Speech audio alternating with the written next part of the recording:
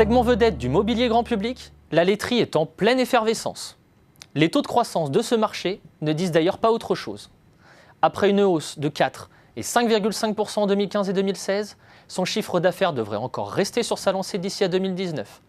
Et ce, malgré un ralentissement assez prononcé en 2017. Il faut dire que les facteurs de soutien ne manquent pas. Entre le niveau record des transactions immobilières, l'embellie du pouvoir d'achat, mais aussi l'attrait des Français pour une literie de qualité.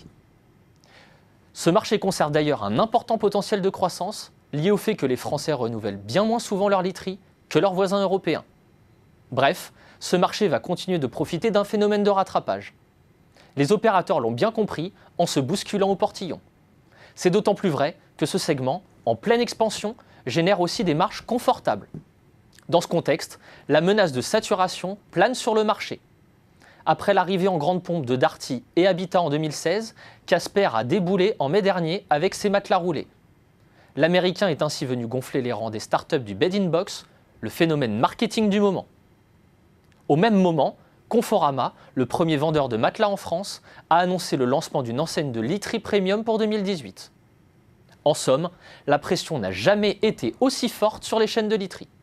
Si ces spécialistes jouent maintenant la carte de l'expertise et de la montée en gamme pour se différencier par le haut, leur marge de manœuvre semble toutefois limitée. Certes, ils sont bien placés pour profiter de l'essor des ventes de literie de relaxation.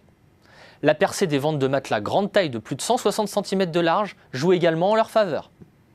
Toutefois, les enseignes vont devoir se montrer bien plus offensives, notamment en développant leur parc de magasins. C'est ainsi que les leaders, comme Maison de la Literie ou encore la Compagnie du Lit, comptent ouvrir 10 à 15 points de vente supplémentaires chaque année.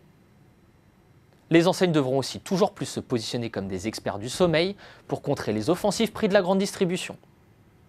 Il faudra donc former les vendeurs, offrir des services individualisés et enrichir l'expérience client en magasin avec, par exemple, des configurateurs 3D.